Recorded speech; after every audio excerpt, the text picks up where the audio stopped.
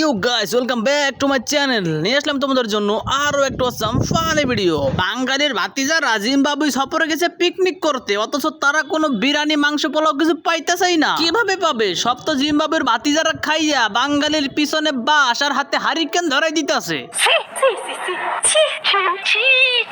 প্রথমে টেস্ট সিরিজে দিল ভৈরা, এরপরে ওয়ানডে সিরিজেও দিল বাঁশ। ওয়ানডে সিরিজে তো আবার কোন রকম ভাবে বাংলা ওয়াশ খাওয়ার হাত থেকে বাইসে গেছে।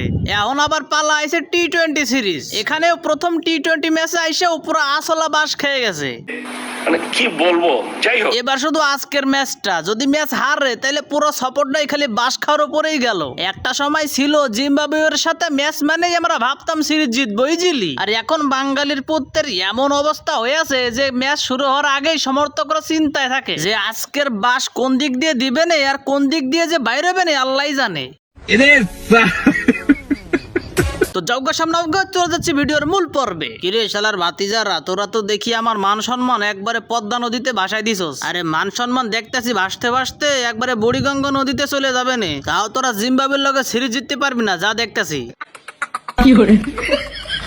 আবে আল্লাহ, নতুন সভাপতি হইয়া অস্ট্রেলিয়ার মতন টিমরে মিরপুরের ধান খেতে ফেলায়া একবারে বইরা দিছি। আর যদি অস্ট্রেলিয়ার জায়গায় জিম্বাবুয়ে থাকতো তাহলে তো শালাদের ধান খেতের ভিতরে খুঁজেই পাওয়া যাইতো না। আর তোরা বাড়া সেই জিম্বাবুয়ের মতন টিমের লগে গিয়ে বেড়া সিরিজ আরস।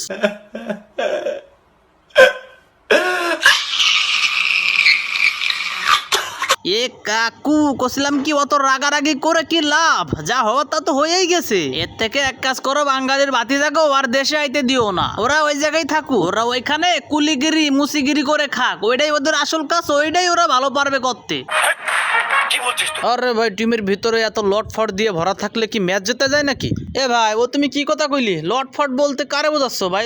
এক নম্বর লট তো টিমের ভিতরে আমি ইয়াসির আলী পাঠা মানে রাব্বি, আমি তো এক নম্বর লট।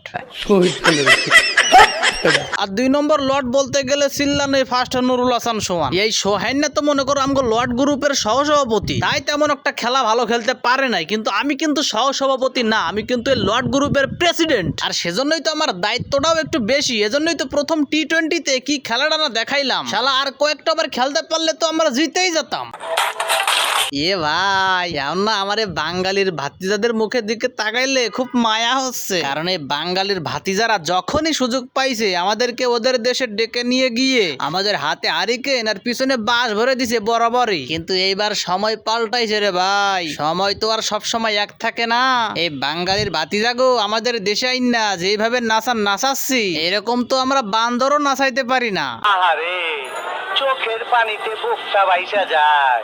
এ ভাই, এই ফুটবলের মৌসুমে যদি ক্রিকেট ম্যাচ ফেলানো হয় তাহলে তো বাস খামুই। সারা রাত জায়গা ফুটবল খেলা দেখমু নাকি ক্রিকেট খেলমু? হতে পারি একজন ক্রিকেটার, কিন্তু ফুটবলরা তো খুব ভালোবাসি রে ভাই। আর এজন্যই তো চোখে ঘুম নিয়ে অতক্ষণ ব্যাট করা সম্ভব না রে ভাই। এজন্যই তো আমরা ম্যাচগুলো হারতেছি, না হলে এরকম জিম্বাবুয়ে আমরা তুড়ি দিয়ে উড়া দিতে পারি। তোমার কথা শেষ হয়েছে? সো গাইস, বাংলাদেশ কি পারবে টি-20 সিরিজে সমতায় ফিরতে? আর যদি কোন রকম এদিক ওদিক হয়ে বাংলাদেশ ম্যাচটা হেরা যায় তাহলে বাঙালি অর্জন করবে এক ঐতিহাসিক লজ্জাজনক জিম্বাবুয়ে সফরের স্মৃতি, যেই স্মৃতি বাঙালি কখনো ভুলতেই পারবে না। আল্লাহ তোমার কাছে বিচার দিলে। তো যাই হোক, ভিডিওটি দেখে যদি সামান্য পরিমাণ মজা পেয়ে থাকো তাহলে লাইক করে কমেন্ট করে দিও। আর পরবর্তীতে এইরকম আরো মজার ফানি ডাবিং ভিডিও পেতে লাত্তে মেরে ক্রিকেট লাভার্স 2.0 কে সাবস্ক্রাইব করে দিও। তো আজকের ভিডিওটি পর্যন্ত, দেখাচ্ছে অন্য কোনো নতুন ভিডিওতে। আল্লাহ হাফেজ। ফিনিশ।